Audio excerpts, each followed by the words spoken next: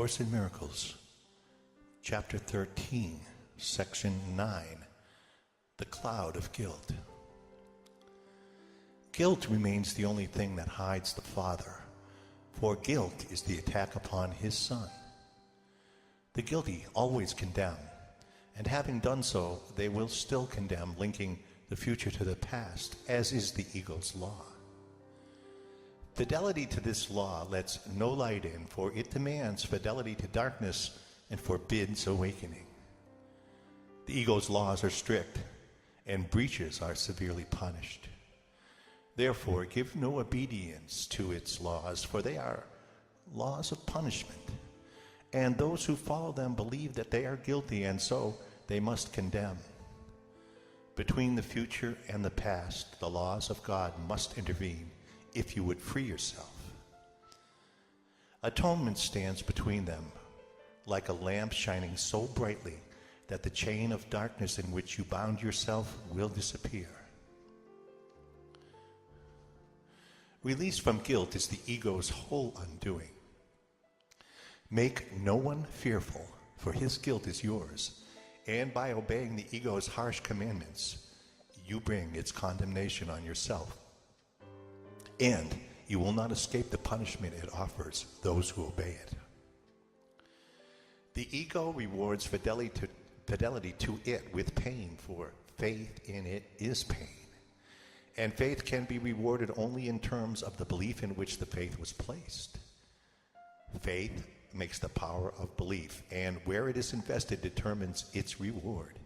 For faith is always given what is treasured, and what is treasured is returned to you. The world can give you only what you gave it, for being nothing but your own projection, it has no meaning apart from what you found in it and placed your faith in. Be faithful unto darkness, and you will not see, because your faith will be rewarded as you gave it. You will accept your treasure, and if you place your faith in the past, the future will be like it. Whatever you hold dear, you think is yours. The power of your valuing will make it so. Atonement brings a reevaluation of everything you cherish, for it is the means by which the Holy Spirit can separate the false and the true, which you have accepted into your mind without distinction. Therefore, you cannot value one without the other, and guilt has become as true for you as innocence. You do not believe the Son of God is guiltless because you see the past and see him not. When you condemn a brother, you are saying, I, who was guilty, choose to remain so. You have denied his freedom, and by so doing, you have denied the witness unto yours. You could as easily have freed him from the past and lifted from his mind the cloud of guilt that binds him to it, and in his freedom would have been your own.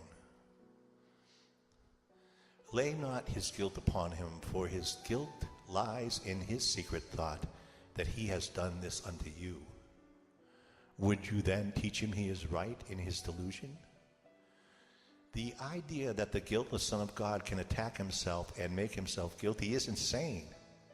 In any form, in anyone, believe this not. For sin and condemnation are the same, and the belief in one is faith in the other, calling for punishment instead of love. Nothing can justify insanity, and to call for punishment upon yourself must be insane. See no one, then, as guilty, and you will affirm the truth of guiltlessness unto yourself. In every condemnation that you offer the Son of God lies the conviction of your own guilt. If you would have the Holy Spirit make you free of it, accept his offer of atonement for all your brothers, for so you learn that it is true for you. Remember always that it is impossible to condemn the Son of God in part.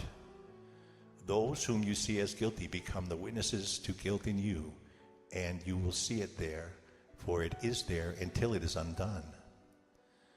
Guilt is always in your mind, which has condemned itself.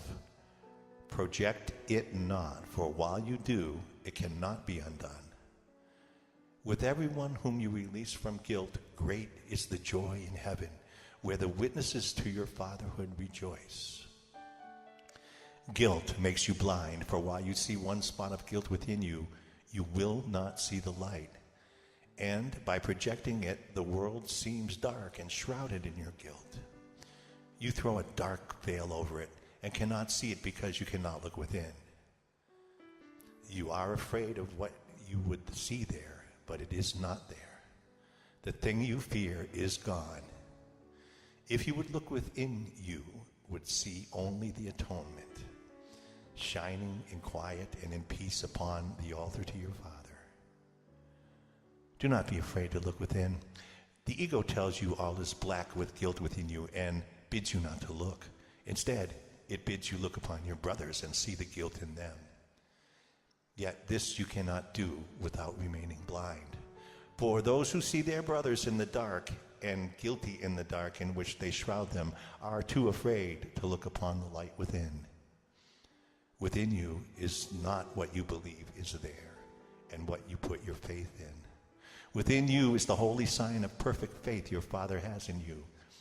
He does not value you as you do. He knows himself, and he knows the truth in you. He knows there is no difference, for he knows not of differences. Can you see guilt where God knows there is perfect innocence?